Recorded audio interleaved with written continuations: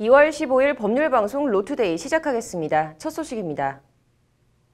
문재인 대통령이 오늘 국정원과 검찰, 경찰 등 권력기관 개혁 전략회의를 직접 주재하고 권력기관 개혁 의지를 다시 강하게 천명했습니다. 앵커 브리핑 오늘은 문재인 대통령의 권력기관 개혁 전략회의 발언 얘기해보겠습니다. 문재인 대통령의 오늘 권력기관 개혁 전략회의 모두 발언은 크게 세 가지 논리 구조와 전개를 가지고 있습니다.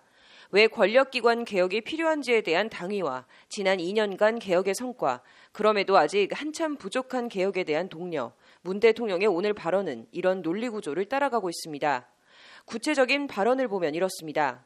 오늘 우리는 권력기관의 개혁 성과를 점검하고 남은 과제를 논의하기 위해 모였습니다. 모든 공권력은 오직 국민을 위해 사용돼야 합니다. 이것은 우리 정부가 한시도 잊어서는 안 될 국민이 부여한 준엄한 명령입니다. 국민의 명령은 분명합니다. 반칙과 특권이 없는 나라, 일상에서 어떤 불공정이나 조그마한 부조리도 결코 용납하지 않는 사회를 원하고 있습니다. 왜 권력기관을 개혁해야 하는지 당위를 피력한 문재인 대통령은 일단 집권 이후 소정의 성과가 있었음을 얘기합니다. 정부 출범 이후 국정원, 검찰, 경찰 모두 자체 개혁위원회를 설치 운영하면서 상당한 성과를 거뒀습니다. 국정원은 국내 정보 부서를 전면 폐지하여 국정원의 정치 개입을 완전히 차단했고 준법 지원관, 인권보호관을 통해 인권보호의 수준을 크게 높였습니다. 법무부는 검사 인사제도를 정비하고 법무부 탈검찰화와 검사 파견 최소화 조치를 시행했습니다. 검찰은 검사 직접 수사 기능을 줄이고 인권보호를 위해 인권부를 설치했습니다.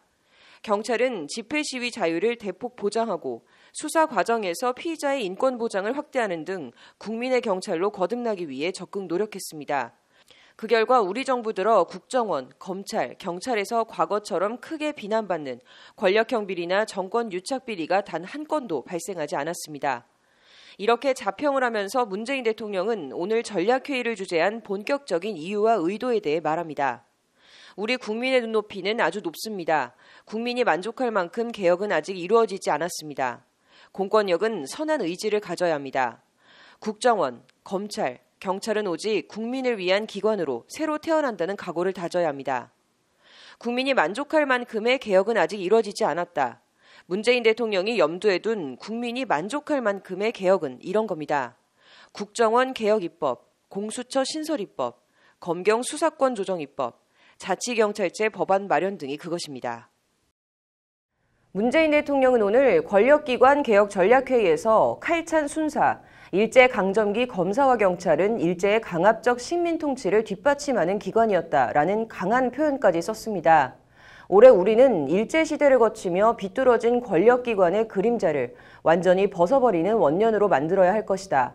오늘 무엇보다 강조하고 싶은 것은 개혁의 법제화와 제도화라는 문재인 대통령의 의지가 어떻게 구현될지 궁금한데요. 개혁회의에 참석한 홍영표 민주당 원내대표는 개혁입법을 반드시 완성하겠다고 말했다고 합니다. 앵커 브리핑이었습니다.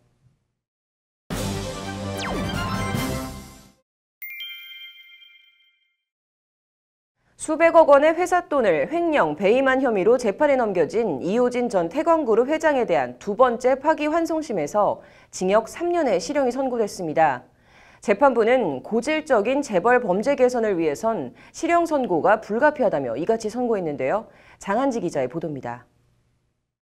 눈이 펑펑 쏟아지는 가운데 이호진 전 태광그룹 회장은 포승줄에 묶여 수의를 입고 흰 마스크를 쓰고 법정으로 향했습니다.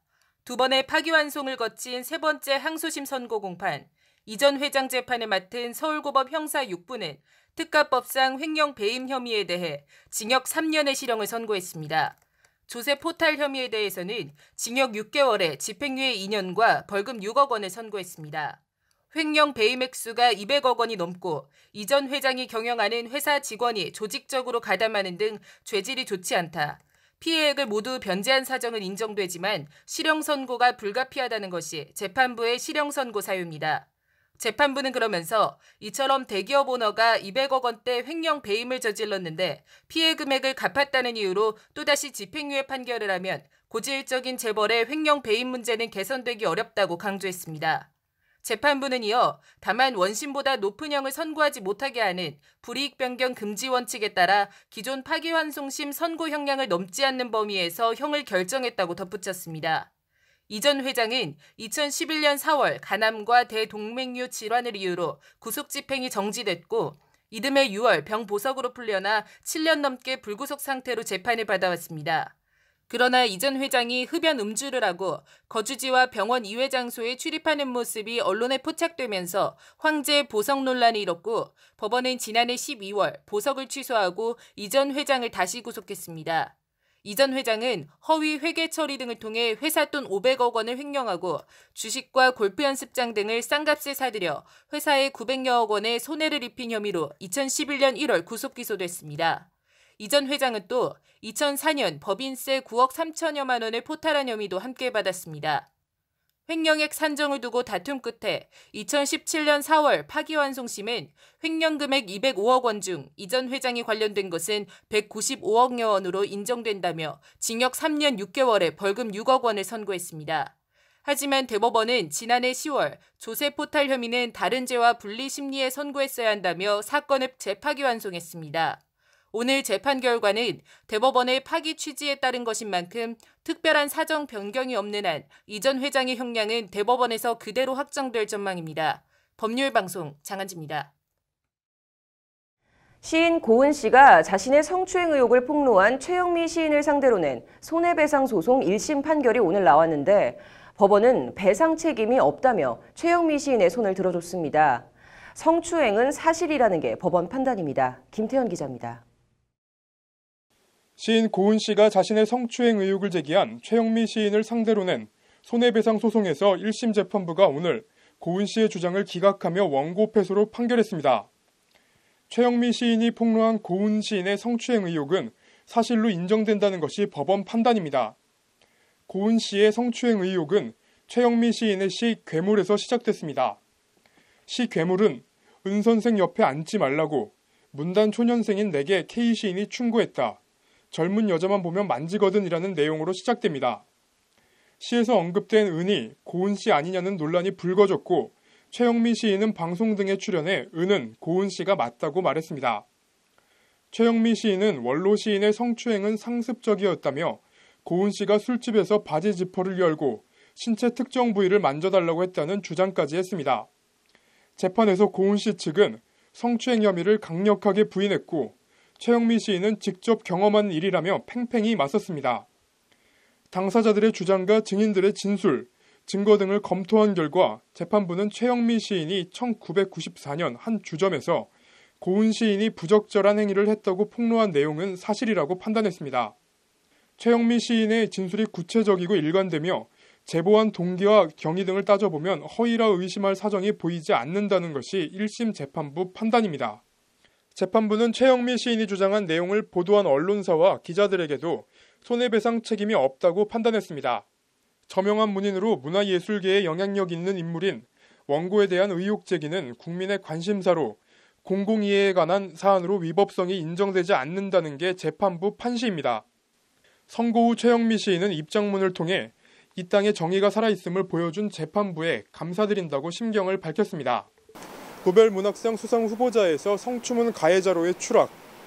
최영미 시인은 성추행 가해자가 피해자를 뻔뻔스럽게 고소하는 사회 분위기를 만들면 안 된다며 진실을 은폐하는 데 앞장선 사람들은 반성하기 바란다고 말했습니다. 법률방송 김태현입니다. 네, 한국보건사회연구원이 진행한 인공임신중절 실태조사 결과 발표에 따르면 여성의 10명 중 8명이 낙태죄 처벌 관련에 대한 법 개정이 필요하다라고 생각하는 것으로 나타났습니다. 오늘 이호영 변호사의 뉴스와법에서 낙태죄 얘기해보겠습니다. 이 변호사님 어서 오십시오. 네, 안녕하세요. 네, 어제였죠. 정부 차원의 전면 조사가 이루어졌습니다. 결과가 어떻게 나왔습니까?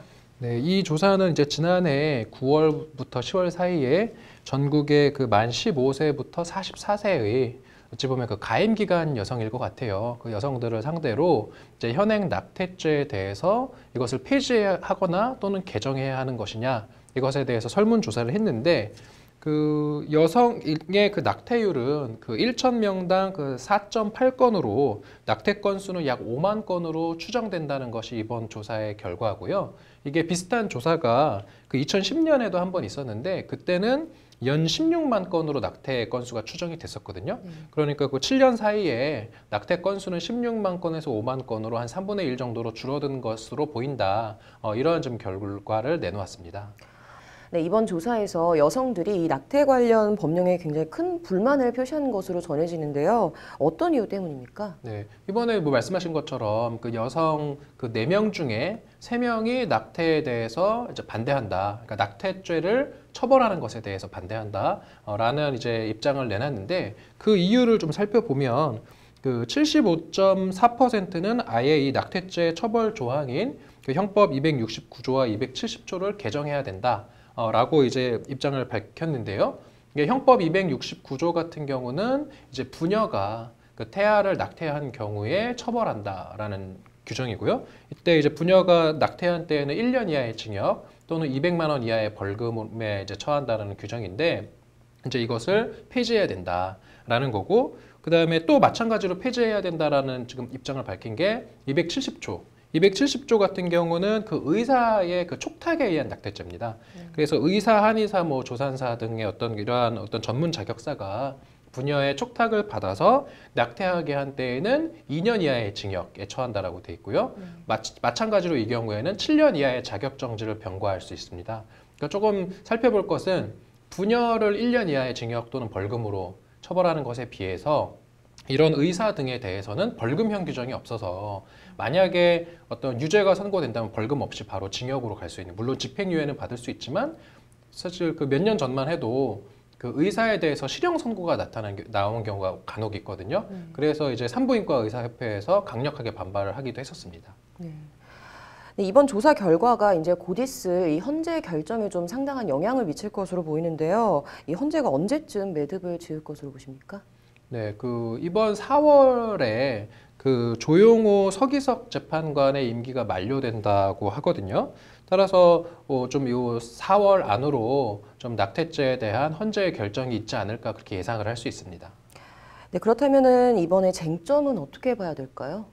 아무래도 그 낙태와 관련돼서 사실 쟁점이라는 건 태아를 생명으로 볼 것인가, 태아에 대해서 낙태를 하는 것이 결국 사람을 살인을 하는 것과 같은 이러한 가벌성이 있는 것인가, 그리고 태아의 어떤 생명으로서의 어떤 태아가 사람이 되는 것은 언제부터인가 이런 거거든요. 그래서 우리가 뭐 참고를 할 만한 것이 있다면 그 1973년도 미국 연방대법원의 이제 판결이 있는데 이 판결에서는 이제 낙태죄를 처벌하는 것이 그 미국 수정헌법 14조의 그 사생활의 권리를 침해하는 것이다 라고 해서 낙태죄를 처벌하는 각 주의 어떤 그런 처벌 조항이 다 무효다라는 그런 판결이 있었는데, 이 판결에서도 하나 우리가 살펴볼 것은 뭐냐면 그 낙태죄를 처벌하는 것은 사생활의 보호를 침해하는 것은 맞는데 그럼에도 불구하고 낙태를 할 수 없는 시기에 대해서 언급을 하고 있습니다.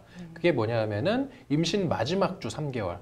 요 마지막 주 3개월 같은 경우는 태아가 자궁 밖으로 나와도 이제 그 자기 스스로 살아갈 수 있다는 거거든요. 그래서 이 경우에 대해서는 낙태를 허용할 수 없다라는 어떤 기준을 내놓았기 때문에 이런 것도 좀 살펴서 이번에 헌법재판소에서 좀 현명한 결정을 내리지 않을까 이렇게 생각을 합니다. 네, 2012년도에 이제 이미 낙태죄에 대한 헌법재판소의 결정이 먼저 있었는데요. 그때랑 지금 어떤 차이가 있을까요? 네, 그때는 이게 4대4로 합헌 결정이 나섰습니다. 네. 이제 위헌 결정이 나려면 위헌 정족수는 그 6명이거든요. 6명 이상의 그 위헌 의견이 있어야지 어떤 그 법률에 대해서 위헌 결정을 할 수 있는 건데, 이때 2012년도 같은 경우는 합헌 의견과 위헌 의견이 4대4로 동수였거든요.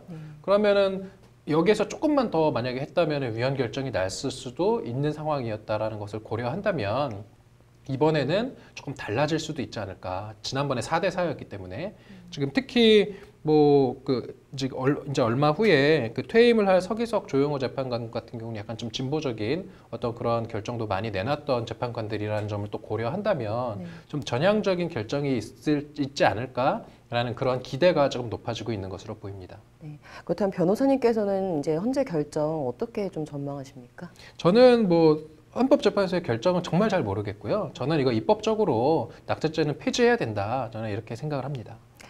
네, 조만간 이제 이 여부에 대한 답이 좀 나올 거는 같은데요. 어떤 결과가 나올지 저도 궁금하네요. 오늘 잘 들었습니다. 이어서 법조계 소식 전해드리겠습니다. 법제처는 오늘 환경부 및 여성가족부 소관 법령을 대상으로 법령용어 정비위원회 심의를 열고 어려운 용어에 대한 순화 작업을 논의했습니다. 이날 심의를 통해 환경부 소관 227개, 여가부 소관 177개 등 총 404개의 용어에 대한 개정 협의를 완료했습니다. 서울행정법원이 오늘 참여연대가 법원행정처를 상대로 낸 정보공개 청구 소송에서 사법행정권 남용 의혹 문건 비공개는 위법하다며 원고 승소 판결했습니다. 이번 판결이 확정되면 법원행정처는 조사 과정에서 확보한 410개의 문건을 모두 공개해야 합니다. 비공개 촬영회에서 성추행을 당했다고 주장했다가 무고 혐의로 고소당한 양예원 씨에 대해 검찰이 무혐의 처분을 내렸습니다. 검찰은 피의자가 명백한 허위사실로 고소인을 무고했거나 허위사실을 유포했다고 단정하기 어렵다고 불기소 이유를 밝혔습니다. 이완구 전 국무총리가 고 성완종 회장으로부터 비타 500박스에 담긴 수억 원의 뇌물을 받았다는 내용을 처음 보도한 언론사를 상대로 낸 손해배상 청구 소송에서 패소했습니다.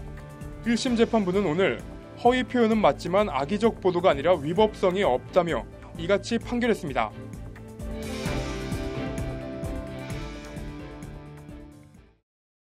(2월 15일) 법률방송 로투데이 여기서 마치겠습니다. 시청해주신 여러분 고맙습니다.